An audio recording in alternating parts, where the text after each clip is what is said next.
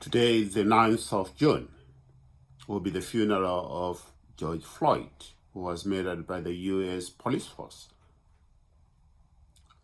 Now, the world will never be the same again.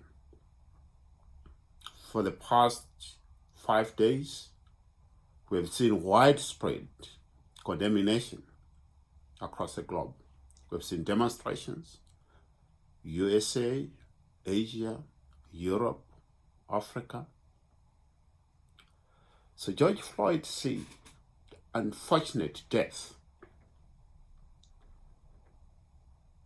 is going to change the world fundamentally. And that change will benefit the Black people. Whether the Black people are in USA, Europe, Asia, or in Africa, where we have Black governments oppressing their fellow Black sisters and brothers. We've already started seeing the fruits of collective demonstrations, people's anger, translating into action in the USA. There've now been conversation within states, monopolies, for example, where this heinous crime was committed.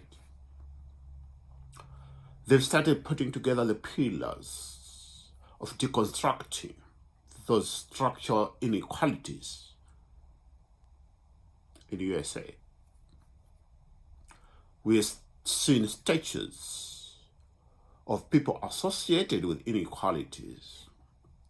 Carston, for example, in Bristol, who made his money through trade slaves. We've seen those statues being deconstructed by angry people of injustice or global injustice.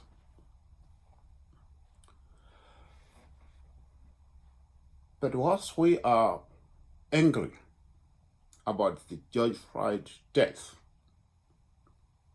it is also very important to analyze, and critically so, as to what is it that we want to change, and how do we bring in an equal society.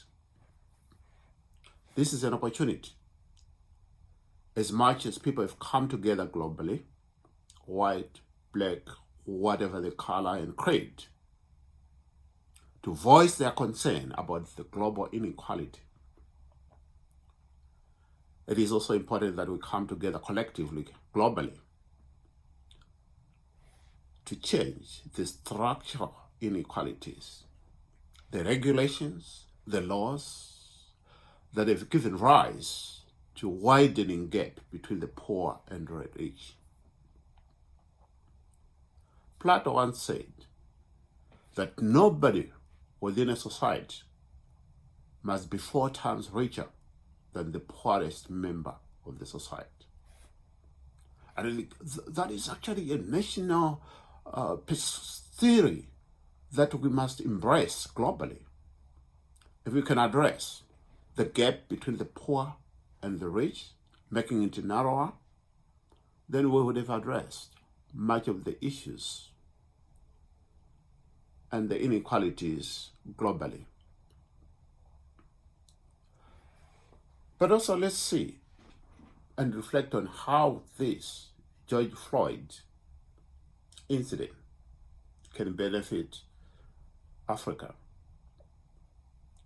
Most of the African states have been independent 40 years, over 60 years. But why is it that Africa, despite the fact that they've been independent from colonialism for that long, their people still wallop in poverty? Is it because of structural inequalities? Is it because the laws and regulations entrenched, left by the colonial masters, that still oppresses Africans and the land of their birth? We need to start asking those questions and finding difficult answers. I'll address this conversation with inequality from a Zimbabwean perspective. We inherited Zimbabwe in 1980 when it was a year of Africa, both in terms of the manufacturing base, in terms of production, agriculture production, manufacturing production hub, and also in terms of the economy, sound economy. Fast track to 2020, we now have the poorest country. Economic stagnation, massive looting by the leadership that be, cronyism, compounded looting, and all those, mind you, is supported by structural inequality entrenched in regulations and law. We find ourselves powerless to change the regime because although it is said to be a democratic country that prides itself in having an election after 5 years, those elections are just symbolic. ZEC is captured by the state, so the state structurally appoints people who preside over elections. So we've got an unequal playing field in terms of the electoral base. The same government that have been in power since 1980 controls the police. They choose when and when not to give you permission to address the electorate. The same government is in charge with the army. So there's a thin line between the national army and the political party that is in power. And that is the structural inequality that we have to change. And since 1980, there have been deconstruction of the judiciary, moving it from a professional judiciary to a captured judiciary that prides itself on the rulings that are aligned to the ruling parties and PF. And that can't be right in the 21st century. That becomes the basis of people's anger.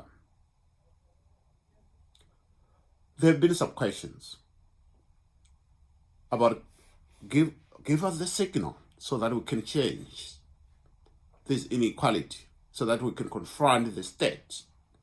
Well, George Floyd has given us that signal, not only in a Zimbabwean perspective, but globally. And we must seize this opportunity to address our issues in Zimbabwe once and for all, with the determination that have never been seen before. And yes, you may ask, what do we do as a people? We must galvanize the revolution. And how do we do that? We have to embrace collectivism in our approach to change the status quo. If you can trace your economic hardships to the state, then confront the state. If you can trace your broken families to the state, then confront the state. If there is a widening gap of inequality between your neighbor and you can connect the dots back to the state, then let's confront the state. Christine Lagarde, who is the current president of European Bank, once said that if you can address inequality, we also address microeconomic capabilities and can sustain or bring about sustainable growth. So there are some opportunities here for Zimbabwe to seize, and supported by the entire world for that matter, because the entire world is reviewing their regulations and laws that have oppressed the minorities, including in other countries, the majorities. But because the majorities either are not in power, they found themselves at the receiving end of inequality by those in power. And Zimbabweans, here is an opportunity.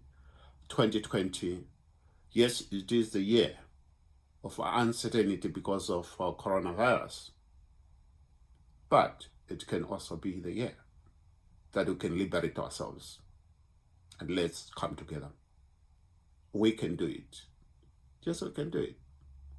We can do it the George Floyd way, or we can do it even better. Thank you, Zimbabweans.